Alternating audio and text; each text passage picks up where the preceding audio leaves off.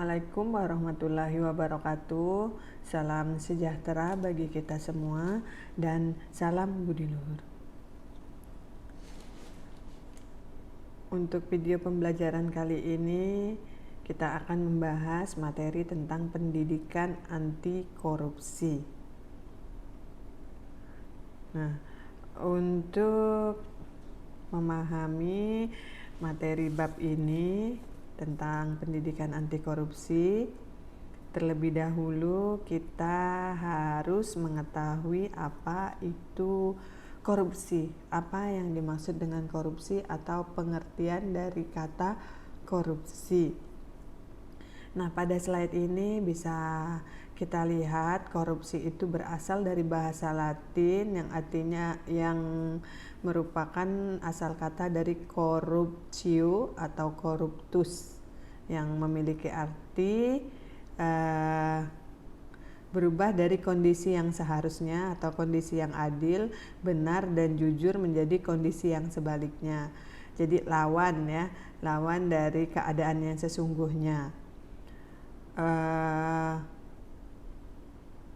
Selain kata dari bahasa Latin tersebut, ada juga asal bahasa lainnya yaitu dari bahasa Latin tua, yaitu kata corruptio atau corrumper yang memiliki arti busuk, rusak, menggoyahkan, memutar balik, menyogok orang yang rusak, dipikat atau disuap.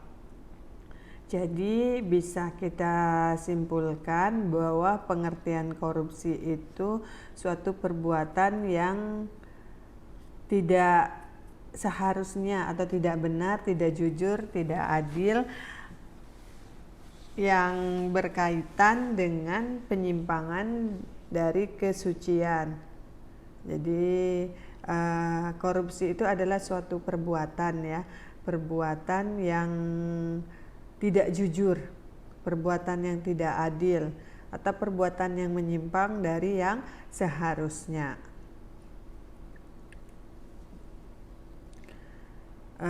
Komponen-komponen korupsi itu antara lain ada 5 menurut Zainal Abidin.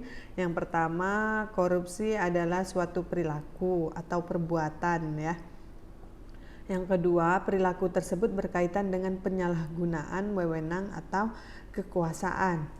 Yang ketiga, korupsi dilakukan untuk mendapatkan keuntungan pribadi atau golongan atau kelompok tertentu. Yang keempat, korupsi itu merupakan perbuatan yang melanggar hukum atau menyimpang dari norma atau moral yang sesungguhnya.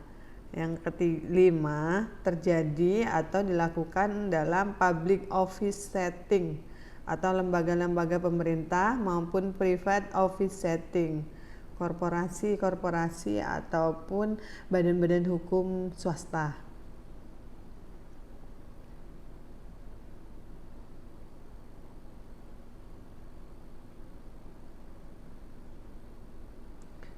Nah, selama ini mungkin yang familiar di dalam wacana kita semua atau Anda khususnya mahasiswa menganggap korupsi itu semata-mata berkaitan dengan sektor pemerintah saja. Yang mungkin yang sering kita lihat, kita simak di pemberitaan di televisi bahwa korupsi itu yaitu perbuatan-perbuatan menyimpang atau suap menyuap atau sogok menyogok yang dilakukan di lingkungan pemerintah maupun BUMN. Dan tanpa kita sadari bahwa kita sendiri sudah melakukan perbuatan korupsi itu sendiri. Tapi korupsi yang kita lakukan itu tidak berkaitan dengan lembaga pemerintahan ataupun tidak berkaitan dengan BUMN manapun, di mana tanpa kita sadari perbuatan yang kita lakukan atau korupsi yang kita lakukan itu merugikan pihak lain juga. Contohnya kalau mahasiswa ataupun dosen bisa misalnya dalam kegiatan belajar mengajar, di situ ada 2 subjeknya, yaitu mahasiswa dengan dosen. Penentuan jam masuk dan jam selesai atau kuliah kelar atau selesai itu sudah ditentukan, tetapi masih ada kita semua baik mahasiswa maupun dosen itu sendiri yang kadang-kadang khususnya mahasiswa ya, untuk datang kuliah itu molor atau terlambat. Nah, di situ sudah memunculkan bibit-bibit dari korupsi itu sendiri, yaitu korupsi waktu. Yang kedua, misalnya di rumah orang tuanya ngasih uang jajan, udah dikasih, akan tetapi masih dikorupsi dalam artian uang jajan yang diberikan padahal masih ada dibilang udah habis atau tidak cukup. Itu juga contoh-contoh perbuatan korupsi dalam diri sendiri atau korupsi yang kita lakukan yang merugikan pihak lain, khususnya orang tua kita.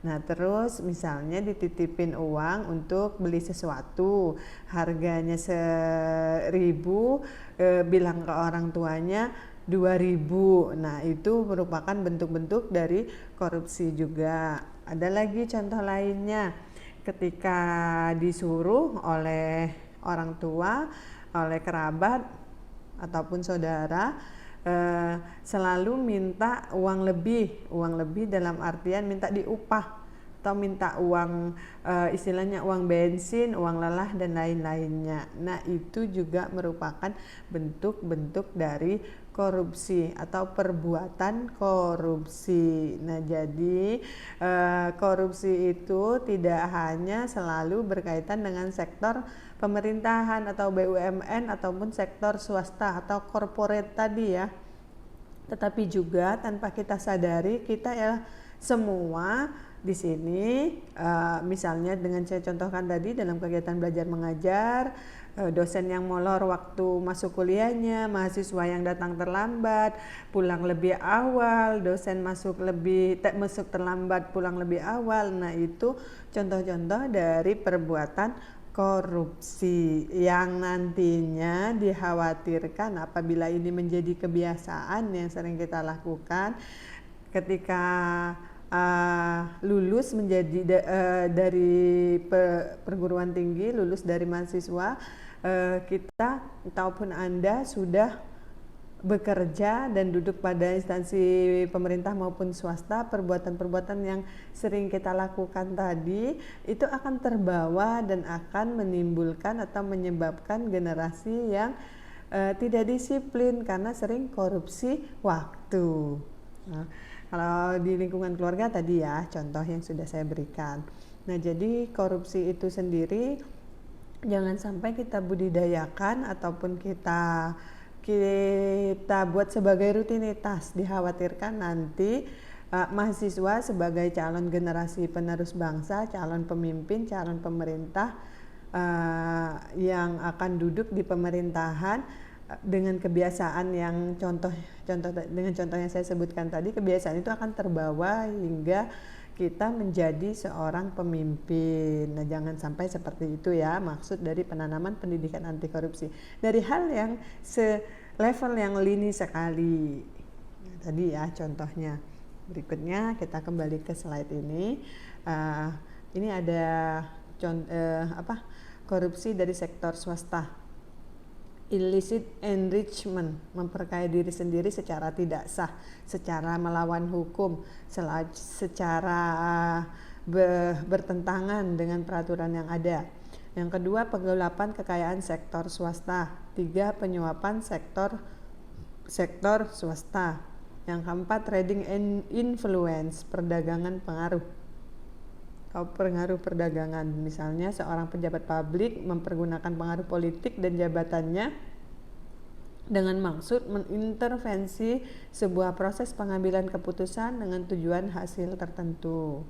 Nah, contoh korupsi di sektor swasta. Misalnya pada level perusahaan dapat berakibat beban pengeluaran perusahaan menjadi tinggi namun tidak sebanding dengan kualitas produk atau layanan yang ditawarkan.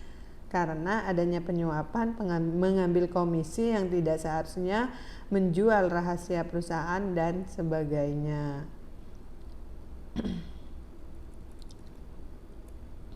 Nah, kita langsung saja ya ke slide yang lain yang merupakan materi inti dari pendidikan anti korupsi ini. Jadi ada beberapa faktor penyebab terjadinya korupsi. Yang pertama, perilaku masyarakat mencerminkan perilaku yang korup atau koruptif. Misalnya satu, pelanggaran lalu lintas. Nah, lampu merah itu berhenti, lampu kuning itu hati-hati, dan lampu hijau itu boleh jalan lagi. Ketika terjadi dalam perjalanan ya, dalam aturan lalu lintas, pada saat lampu hijau menyala, semua pengguna jalan boleh berjalan ya, atau melajukan kendaraannya. Nah, ketika lampu hijau sudah habis waktunya, itu sebelum ke lampu merah itu muncul lampu kuning. Nah, pada saat lampu kuning itu kita berhati-hati karena pengguna jalan dari jalur lainnya itu akan lewat, bukan kita tancap gas atau gaspol. Nah, itu suatu hal yang salah, sehingga ketika kita tarik gaspol, lampu sudah berganti ke warna merah, dan di sisi jalan yang lainnya pengguna jalan itu berhak untuk jalan, sehingga terjadilah bentrokan atau tabrakan antar pengguna jalan. Nah, itu contohnya, contoh perilaku masyarakat kita yang mencerminkan perilaku yang koruptif. Jadi maksudnya acuh dan tidak memiliki kejujuran di jalan raya, ingin menggunakan hak orang lain, padahal kita sudah habis haknya dengan munculnya lampu kuning tadi. Nah, itu merupakan contoh perbuatan pelanggaran lalu lintas tadi, merupakan contoh perilaku kita yang korup ya. Mungkin kita semua karena buru-buru, karena terlambat pernah melakukan hal ini, tapi di satu sisi ini juga membahayakan. Ini merupakan budaya kita yang harus diawasi oleh aparat. Ini merupakan bibit-bibit atau calon koruptor, bahwa jika tidak diawasi akan bertindak semaunya dan melanggar peraturan hukum yang berlaku. Lalu akibat lainnya ketika ditilang minta damai, tidak menyadari kesalahan. Nah, akhirnya terjadilah suap menyuap atau sogok menyogok antara pelanggar dengan aparat atau oknum yang ada. Yang kedua, suap menyuap untuk kelancaran izin. Secara umum permohonan perizinan itu butuh proses dan prosedur yang ditentukan pemerintah. Harus memenuhi persyaratan-persyaratan sesuai jenis dan tujuan perizinan. Tetapi banyak munculnya bibit-bibit calon koruptor yang mengambil dan tidak peduli dengan hak orang lain. Karena apa? Karena kita membudidayakan, kita lestarikan tanaman. Kalau dibudidaya dan dilestarikan, dia akan tumbuh subur dengan bagus. Apa itu? Budaya kasih uang habis perkara, bahwa uang bisa mengatasi segala persoalan meskipun melanggar hak orang lain. Contohnya adanya istilah uang bensin, komisi, uang lelah, dan lain-lainnya.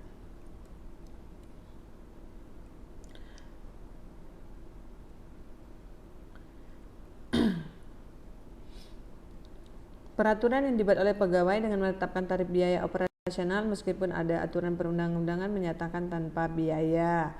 Memberikan tips kepada pelayanan publik, ini merupakan menanamkan bibit perilaku koruptif yang kita sebutkan tadi ya, yang saya contohkan tadi.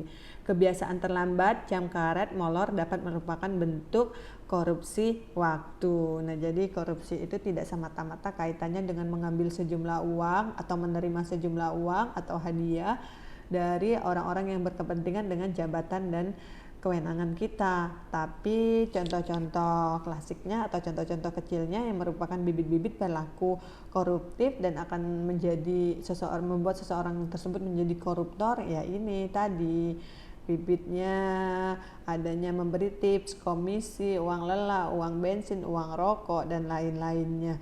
Kebiasaan terlambat, jam karet, molor dapat merupakan bentuk korupsi waktu.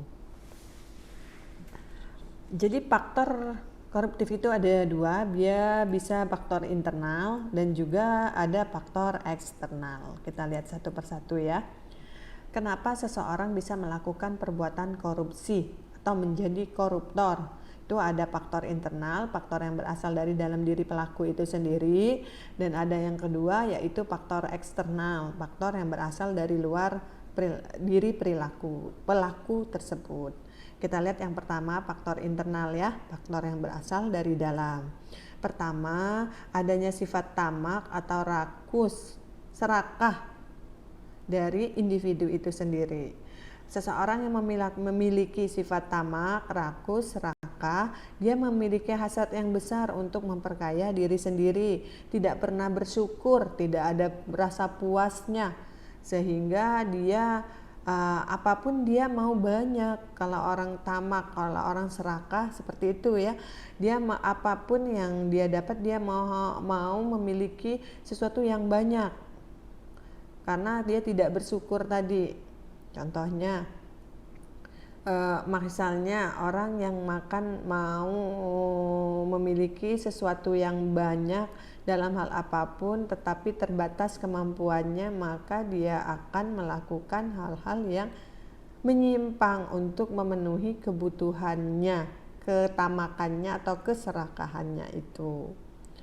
Sifat tamak atau rakus ini juga dipicu oleh pola atau gaya hidup hedonisme dan konsumtif. Faktor internal yang kedua, individu tersebut memiliki gaya hidup yang konsumtif. Gaya hidup konsumtif banyak maunya, namun tidak diimbangi pendapatan yang memadai. Jadi istilahnya besar pasak daripada tiang, lebih banyak pengeluaran daripada pendapatan. Ya, maka hal ini akan menjadi pendorong terjadinya perilaku korupsi. Yang ketiga, ini yang tidak kalah pentingnya, lemahnya iman, rasa malu, dan moral untuk merampas hak orang lain. Jadi yang ini, faktor yang ketiga ini, jadi lemahnya keimanan seseorang, tidak adanya rasa malu, sehingga menimbulkan perbuatan-perbuatan yang menyimpang atau perilaku-perilaku korupsi tadi. Dia dengan mudah bisa merampas hak orang lain. Merampas bukan dengan merampok. Merampas dalam hal ini dia mengambil hak orang lain itu melalui kewenangan, jabatan yang dia miliki. Nah, saat ini yang terjadi dalam negara kita. Jadi lemahnya keimanan, mudah tergoda. Itu menyebabkan orang-orang, khususnya mereka yang terkait dalam satu birokrasi tertentu, dengan mudah dan tanpa disadari sudah melakukan perbuatan korupsi. Tuh ya, ada 3 faktor. Kalau faktor eksternal atau faktor dari luar diri pelaku, yang pertama aspek sosial. Aspek sosial itu maksudnya korupsi dalam organisasi ditutupi untuk menjaga nama baik organisasi. Misalnya seseorang dalam jabatan tertentu melakukan korupsi tetapi demi menyangkut nama baik organisasi atau perusahaan, maka korupsi tersebut ditutupi. Paling hanya sanksi yang sifatnya sanksi administrasi dalam suatu organisasi tersebut. Mungkin ketika diekspos, nama baik perusahaan juga menjadi kurang bagus atau tercemar, tetapi pelaku itu mungkin bisa mendapatkan efek jerah ketika diekspos. Tapi di sini kebanyakan perusahaan-perusahaan atau organisasi tertentu dia menutupi demi menjaga nama baik dari perusahaan itu sendiri. Yang kedua, budaya masyarakat yang lebih menghargai dan menghormati orang kaya karena kekayaan yang dimilikinya. Nilai tersebut mendukung perilaku korupsi. Jadi yang ketiga, anggapan masyarakat bahwa korban korupsi hanyalah negara, padahal akan berdampak pada bangsa seluruhnya karena pembangunan menjadi berkurang. Nah ini bagi mereka itu adalah uang negara yang mereka ambil tanpa dia sadari uang negara itu uang seluruh rakyat. uang negara itu uang seluruh rakyat yang nantinya akan digunakan untuk pembangunan bangsa dan negara. Kalau uangnya diambil dan dikorupsi, maka pembangunan pun akan terhambat. Yang kedua, ada aspek politik dan hukum. Aspek ini inkonsisten peraturan perundang-undangan, tumpang tindih atau overlapping kewenangan lembaga penegak hukum dan aparat pelaksana. Aturan hukum yang tidak adil dan diskriminatif, politik berbiaya tinggi, money politik saat kampanye. Jadi hal-hal ini tentunya menjadi faktor eksternal yang bisa menyebabkan terjadinya korupsi itu sendiri. Aturan yang tidak adil, jadi ketika pelakunya para penyelenggara negara, bagi masyarakat hukumannya, khususnya masyarakat awam ya, hukumannya itu kurang adil, adanya adanya sanksi atau pemberian sanksi yang diberikan yang kurang memenuhi rasa kepuasan bagi masyarakat. Politik berbiaya tinggi, money politik saat kampanye, ini juga merupakan faktor penyebab terjadinya korupsi. Dari aspek ekonomi, tingkat korupsi yang rendah akan berdampak pada pembangunan ekonomi yang tinggi karena uang negara seluruhnya bisa dimanfaatkan untuk pembangunan bangsa dan negara. Korupsi merupakan salah satu penyebab pendapatan rendah dan kemiskinan. Jadi menjadi penghalang bagi pemerintah untuk melaksanakan pembangunan dan pemerataan pembangunan itu sendiri. Ada aspek politik, sudah tadi ya.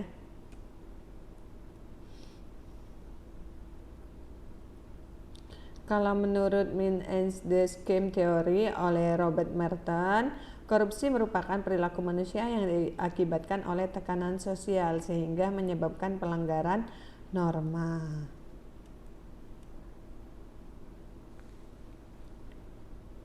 Kalau menurut Jack Bolon, dengan gang teori, greedy, keserakahan, opportunity, kesempatan, need, kebutuhan, dan expose berkaitan dengan tindakan atau konsekuensi yang diambil oleh pelaku apabila pelaku ditemukan melakukan korupsi. Nah, jadi sikap serakah karena adanya kesempatan. Kalau kata Bang Napi tadi, kejahatan itu bukan karena niat, orang itu tidak memiliki niat, tapi kesempatan itu memberikan organisasi yang tempat dia digeluti atau tempat dia bergaul, memberikan kesempatan dengan lemahnya pengawasan dan akhirnya terjadilah korupsi. Kebutuhan banyak atau gaya hidup yang lebih banyak, lebih besar,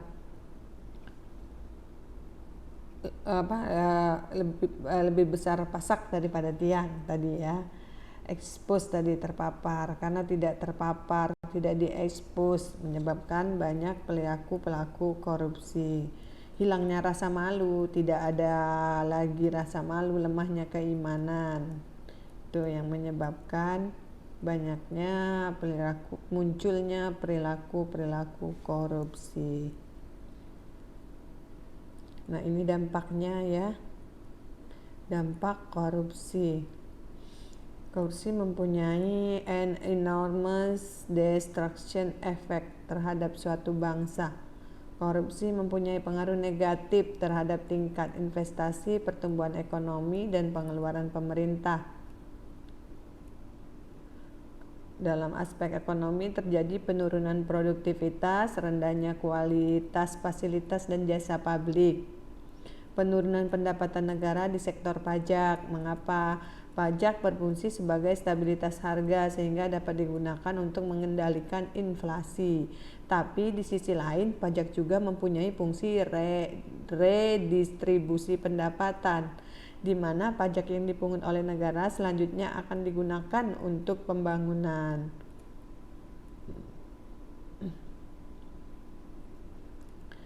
Ada banyak ya, ini dicontohkan satu saja.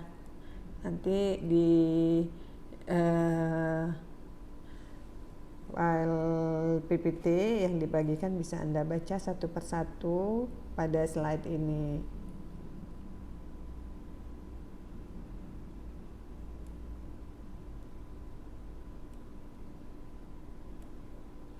Nah, mungkin untuk penjelasan tentang tindak pidana korupsi, bentuk-bentuk korupsi, faktor yang mempengaruhi korupsi sudah saya jelaskan garis besarnya.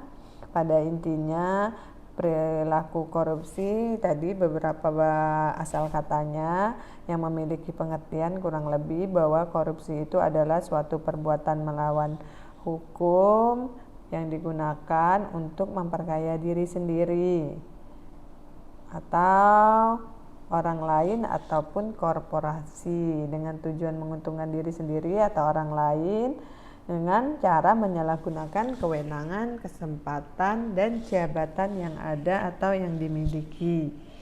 Nah, perilaku-perilaku korupsi tadi atau korup tadi biasanya terjadi di kehidupan atau di level kehidupan yang paling bawah sekali. Paling bawah dalam artian maksud saya di level tingkat level yang pertama sekali. Misalnya di lingkungan keluarga itu menjadi budidaya, dan selanjutnya perilaku korup tadi menjadi budidaya. Maka ketika seseorang tersebut berada dalam suatu organisasi, itu akan terbawa atau mengikuti, contohnya korupsi waktu tadi, istilah komisi, uang tips, dan lain-lainnya. Jadi tanpa kita sadari, bibit-bibit ataupun calon-calon perbuatan koruptif itu sudah pernah kita lakukan, dan contoh-contoh kecil tadi diharapkan tidak berkembang ataupun tidak menjadi suatu kebiasaan, agar ketika calon generasi penerus bangsa khususnya mahasiswa menduduki jabatan tertentu setelah lulus kuliah atau menjadi pemimpin dalam suatu organisasi tertentu, maka kebiasaan-kebiasaan terjadi seperti korupsi waktu, korupsi uang, itu tidak menjadi suatu kebiasaan yang dibawa setelah dia menjadi pemimpin.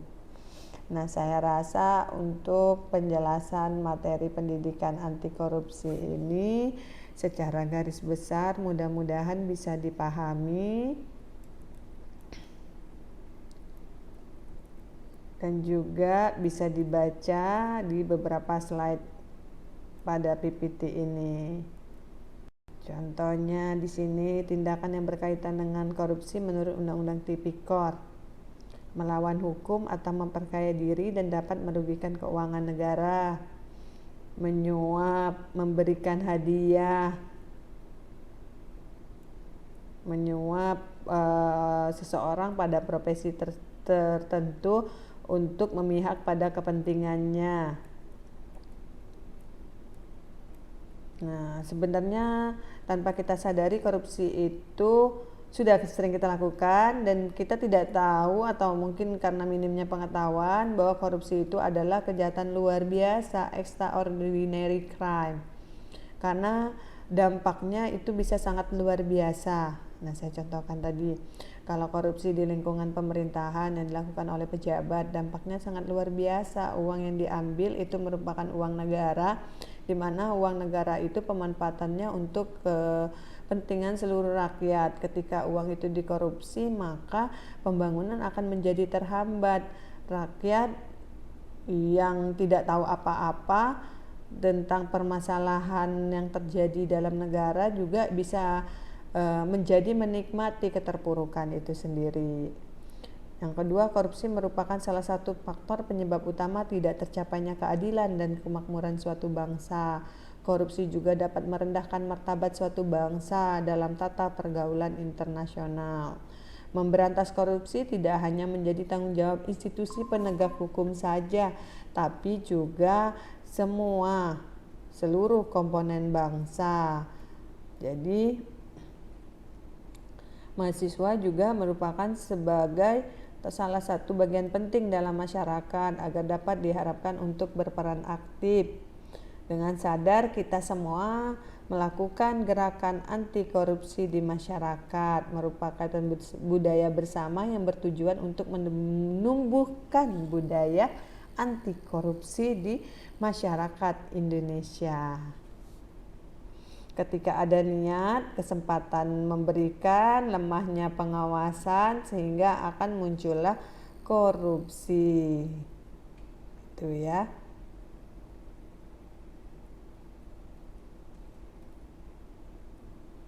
Jadi segala bentuk kebiasaan yang kita lakukan dalam suatu organisasi mulai saat ini mari kita minimalisir dan kita hindari agar bibit-bibit perilaku korup itu tidak menjadi budidaya dalam masyarakat kita. Untuk slide berikutnya kita lihat bagaimana peran mahasiswa ya. Peran mahasiswa dalam menanggulangi anti korupsi tadi, pendidikan anti korupsi itu sendiri. Mahasiswa juga memiliki peran. Seperti apa perannya? Disiplin terhadap peraturan, membiasakan diri sejak dini untuk tidak melakukan perilaku koruptif. Contohnya nitip absen maupun tanda tangan teman ya saat tidak hadir. Jangan mau nitip absen ataupun dititipin absen. Menyontek, menyuap, memberikan upeti, memberikan hadiah, gratifikasi, markup, menyalahgunakan wewenang bagi pengurus organisasi kampus. Nah ini ya contoh ini yang mungkin tanpa kita sadari perilaku korupsi itu sudah kita lakukan dan diharapkan tidak menjadi suatu kebiasaan. Oke, saya rasa untuk penjelasan materi tentang pendidikan anti korupsi saya akhiri sampai di sini. Wassalamualaikum warahmatullahi wabarakatuh.